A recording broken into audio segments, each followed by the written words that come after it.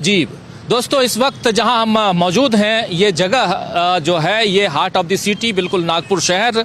लेकिन मेरे पीछे जो है वो है विधानसभा। आप चौंक रहे होंगे कि विधानसभा ये मुंबई तो नहीं है, नागपुर है। जी हाँ, नागपुर में भी विधानसभा है और विंटर सेशन यही जो है शीतकालीन सत्र विधानसभा का यहीं पर होता है। यानी ये जो आने वाला समय है, जो अगला शीतकालीन सत्र होगा वो यहीं होगा। मतलब समझ गए होंगे आप कि जैसे ही नई सरकार आएगी और नई सरकार का जो पहला सत्र होगा यहीं पर होगा। आइए जरा इन सब बातों पे भी चर्चा करेंगे। सबसे पहले इंट्रोड्यूस करना चाहता हूं हमारे साथी प्रशांत टंडन जी का। प्रशांत जी, आपका स्वागत करता हूं इस कार्यक्रम में। और सबसे बड़ी चीज कि हम लोग जिस जगह पे हैं, इस जगह को इंट्रोड्यूस तो हम कर ही रहे हैं क्योंकि इसके हमारे पीछे विधानसभा है और ये बहुत ही ऐतिहासिक जगह है। इसके बारे में और चर्चा करेंगे, लेकिन इसके अलावा आज जो घटनाक्रम है उसकी जरा पहले चर्चा कर लें। आज मुंबई यानी महाराष्ट्र की राजधानी मुंबई सुबह से सुर्खियों में बना रहा, और इसलिए क्योंकि आज वहां राहुल गांधी सुबह 10:30 बजे प्रेस कॉन्फ्रेंस करने वाले थे। थोड़ा विलंब से उनकी जो प्रेस कॉन्फ्रेंस है वो हुई और उसके बाद वहां पर उन्होंने एक डेमो दिया। डेमो भी क्या चीज का, तो सेफ यानी तिजोरी का डेमो देकर उन्होंने बताया कि नरेंद्र मोदी कैसे तिजोरी में अपने दोस्त को रखते हैं और उनके लिए काम करते हैं। और इसके अलावा राहुल गांधी आज उसके बाद दोपहर के बाद पहुंचे रांची, और रांची में आदिवासियों से नरेंद्र मोदी को और बीजेपी को क्यों परेशानी है ये भी बताते हुए नजर आए।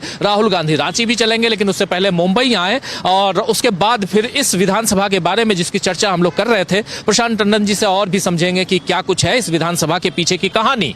लेकिन पहले आप सुनिए जरा कि राहुल गांधी एक सेफ का अनावरण कर रहे हैं। जी हाँ, एक तिजोरी का अनावरण कर रहे हैं एक प्रेस कॉन्फ्रेंस में, यानी डेमो दे रहे हैं एक तिजोरी को और बता रहे हैं कि कैसे इसका संबंध अदानी से है और कैसे इसका संबंध नरेंद्र मोदी से है। पहले इस वीडियो को देखिए। यह है नरेंद्र मोदी जी का एक है तो सेफ है। ये देखिए, एक है तो सेफ है।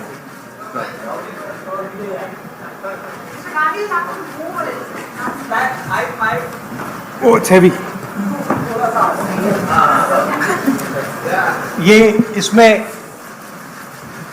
एक है तो सेफ है। ये नरेंद्र मोदी जी की महाराष्ट्र सरकार की स्ट्रेटेजी है। हम आपको ये दिखाना चाह रहे हैं। मुश्किल खुलता है माया, ये पकड़िए। ये देखिए, एक है तो सेफ है, देख लीजिए। और ये स्ट्रैटेजी का लक्ष्य है। देखिए, एक है तो सेफ है, धारावी का मैप है। ये भी दिखा दीजिए, दूसरा पोस्टर दीजिए। ये एक लाख करोड़ रुपए का धंधा चल रहा है। ये आप देखिए, हमारे प्रधानमंत्री जी और अदानी जी एक साथ खड़े हैं। एक है तो सेफ है और ये लक्ष्य है।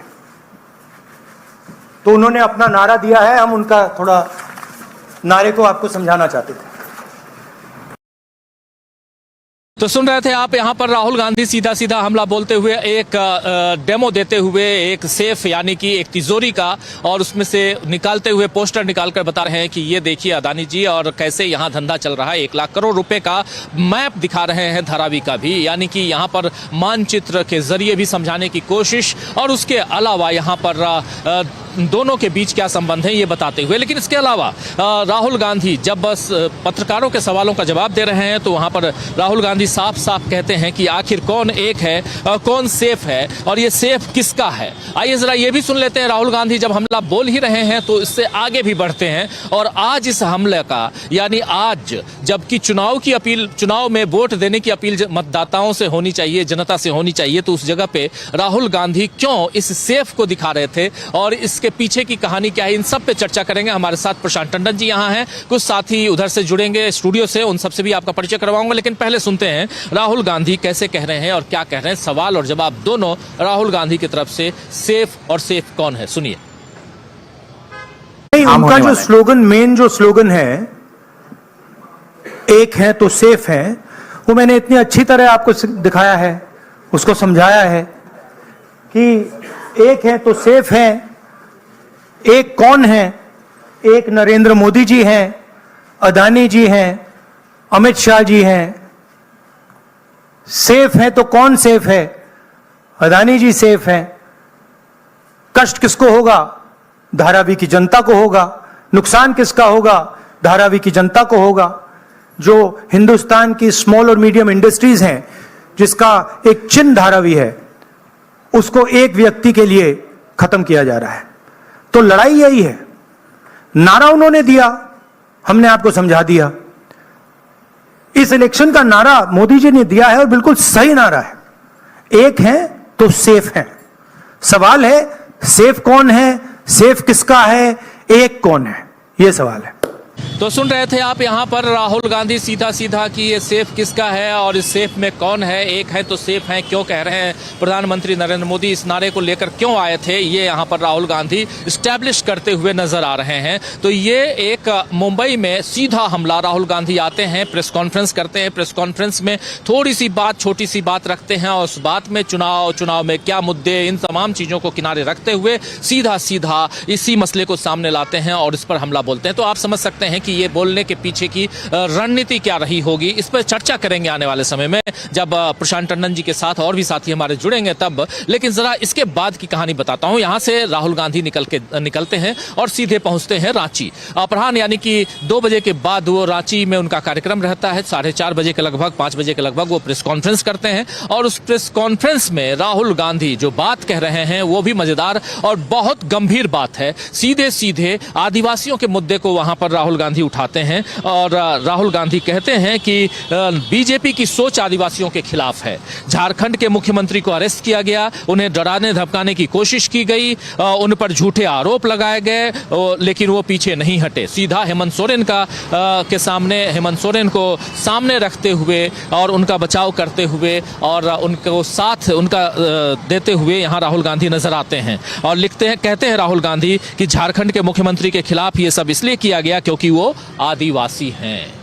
और भी बहुत सारी बातें यहाँ पर राहुल गांधी ने कही हैं और उन मूल मुद्दों को उठाया है जिन मुद्दों के आधार पर, यानी ये लड़ाई, ये जो 2 राज्यों के चुनाव, एक तरफ हवाई किले, उस पर बातचीत, उसमें हिंदुत्व का तड़का और एक है तो सेफ है और बटेंगे तो कटेंगे के नारे के बीच मूल मुद्दों को लेकर राहुल गांधी ने जैसे यहाँ एक दूसरी लड़ाई छेड़ दी है उन सब पर। और इसके बाद आज चूंकि चुनाव प्रचार खत्म हो चुका है, आज दोनों राज्यों के चुनाव प्रचार खत्म और परसों 20 तारीख को मतदान, आखिरी फेज का मतदान झारखंड में और उसके अलावा पूरे 288 सीटों के लिए यहां महाराष्ट्र में। और उससे पहले यह भी समझेंगे कि इन मूल मुद्दों के आधार पर, बेस पर क्या महाविकास आघाड़ी यहां पे और इंडिया गठबंधन उधर झारखंड में अपने चुनाव को मजबूती से, यानी इस चुनाव में मजबूत पकड़ बनाए हुए है और क्या रिजल्ट इनके फेवर में जा रहा है। आज सब कुछ हम इसी चैनल पर और इसी कार्यक्रम के अंतर्गत बताएंगे आपको। लेकिन पहले सुनिए राहुल गांधी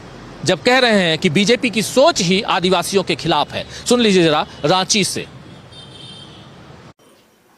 हमारी सरकार, सब लोग जानते हैं कि जो बीजेपी की सोच है वो आदिवासियों के खिलाफ सोच है।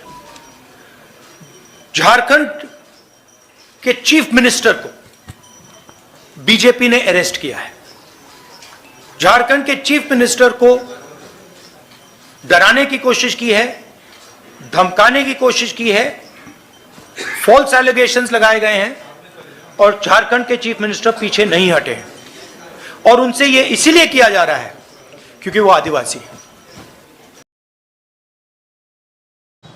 तो सुन रहे थे आप यहाँ पर, क्योंकि वो आदिवासी हैं इसलिए झारखंड के चीफ मिनिस्टर के साथ ये सब किया गया। बीजेपी की सोच आदिवासियों के खिलाफ है, ये बात कह रहे थे राहुल गांधी। लेकिन राहुल गांधी जब वहाँ मणिपुर, रांची में जब प्रेस कॉन्फ्रेंस कर रहे थे तो उन्होंने मणिपुर का जिक्र करना भी नहीं भूला, क्योंकि मणिपुर का मसला जो है वो काफी गंभीर हो चुका है। आप जानते हैं कि इनके ही एक सहयोगी कॉमरेड संगमा की पार्टी ने, एनपीपी ने समर्थन अपना वापस ले लिया कल और 7 विधायक उनके हैं और इस समर्थन वापसी के बाद मणिपुर की सरकार जो है वो अल्पमत में आ गई है। कभी भी वहां पर सरकार गिर सकती है और राष्ट्रपति शासन लग सकता है। लेकिन इससे पहले अमित शाह यहीं नागपुर में थे परसों, और उनकी कल भी सभाएं थी, रैलियां थी। लेकिन अमित शाह को अचानक आनन फानन में यहां से दिल्ली जाना पड़ा। कहा जा रहा है कि मणिपुर के कारण वो दिल्ली गए हैं, लेकिन मणिपुर के हालात कैसे हैं वो आप सब जान रहे हैं। मणिपुर में 2 दिन के लिए कर्फ्यू को और बढ़ा दिया गया है। इंटरनेट की सेवाएं अभी बाधित हैं, बंद हैं। इन सब के बीच राहुल गांधी जब आज प्रेस कॉन्फ्रेंस सेकंड हाफ में कर रहे थे मणिपुर में,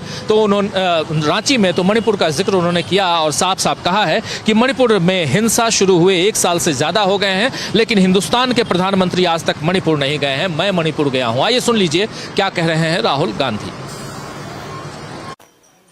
मणिपुर में जो हो रहा है पूरे देश को मालूम है। 1.5 साल हो गए, 1.5 साल हो गए मणिपुर हिंदुस्तान का स्टेट है, मगर प्रधानमंत्री आज तक मणिपुर नहीं गए हैं। और मणिपुर में मैं गया हूं, मैंने अपनी आंखों से जो हो रहा है देखा है। हमारी पूरी सपोर्ट है। हमने सरकार को कहा है कि जल्दी से जल्दी हिंसा को बंद कीजिए, मगर नहीं हो रहा है। और इसमें वेस्टेड इंटरेस्ट किसी का तो है। होम मिनिस्टर जी को अपना काम करना चाहिए, मगर किसी ना किसी कारण होम मिनिस्टर अपने काम में इंटरेस्ट नहीं ले रहे हैं। मगर जो मणिपुर में हो रहा है पूरा देश जानता है बिल्कुल गलत हो रहा है, और हिंसा को एकदम वहां पे बंद होना चाहिए। और एक बार फिर शांति आनी चाहिए। और जो मैंने कहा भारत जोड़ो यात्रा में, जो मैंने कहा 4000 किलोमीटर हम चले, कन्याकुमारी से कश्मीर, नफरत के बाजार में मोहब्बत की दुकान। हमने मैसेज दिया कि अगर आप नफरत फैलाओगे तो आग लगेगी। और बीजेपी के लोगों ने नफरत फैलाई है और इसीलिए आग लगती है। आग को सिर्फ कांग्रेस पार्टी मिटा सकती है, क्योंकि हम मोहब्बत की बात करते हैं, भाईचारे की बात करते हैं, और हम नफरत को मिटाते हैं। और भाषण में मैं कहता हूं नफरत को नफरत नहीं हरा सकती है, नफरत को नफरत से नहीं काटा जा सकता है। इसीलिए हम कहते हैं मोहब्बत की दुकान खोलेंगे। तो सुन रहे थे आप, मोहब्बत की दुकान की बात कर रहे हैं। नफरत को नफरत नहीं हरा सकती है, बल्कि नफरत पर अगर विजय प्राप्त करना है, जीत हासिल करनी है, तो मोहब्बत से आप कर सकते हैं। और ये बात यहाँ राहुल गांधी बोल रहे हैं। लेकिन उससे पहले साफ साफ मणिपुर के हालात का जिक्र करते हुए, और मणिपुर में आप जानते हैं कि वहाँ पर हालांकि बीजेपी बहुमत के साथ है, लेकिन बीजेपी के भी कई विधायक और मैतई और कुकी के बीच जो बंटवारा है, उस आधार पर बीजेपी आज की तारीख में वहाँ अगर फिर से नो कॉन्फिडेंस मोशन लाया जाए तो अल्पमत में सरकार दिखती है। क्योंकि 7 विधायक जो कॉमरेड संगमा की पार्टी के हैं वो अब समर्थन वापस ले चुके हैं। इसके बाद भी सरकार को कुछ नहीं हो रहा है। लेकिन अगर यहाँ सब कुछ ठीक चले और वहाँ एक बार इस पर फिर से नो कॉन्फिडेंस मोशन आए, तो वहाँ पर परिस्थितियाँ बीजेपी के खिलाफ जा सकती हैं। और लेकिन ये सरकार की बात है। लेकिन मणिपुर के हालात कैसे हैं ये आप सब अच्छी तरह से जानते हैं। चलिए मणिपुर से बाहर निकलते हैं और इधर 2 राज्यों के चुनाव, और उसमें भी हम अभी इस वक्त जिस जगह पे खड़े हैं, ये जगह आप सबसे पहले बता चुका हूं कि ये यहाँ विदर्भ, और विदर्भ में भी विदर्भ का जो सेंटर है यानी नागपुर, वहाँ और नागपुर में भी उस जगह पे जहाँ हमारे पीछे ये विधानसभा है। विधानसभा यानी जो विंटर सेशन में विधानसभा की कार्यवाही होती है वो मुंबई से यहाँ आ जाती, ये सत्र यहाँ शुरू होता है और यहीं पर कार्यवाही होती है। इसके बारे में हम लोग बात कर रहे थे।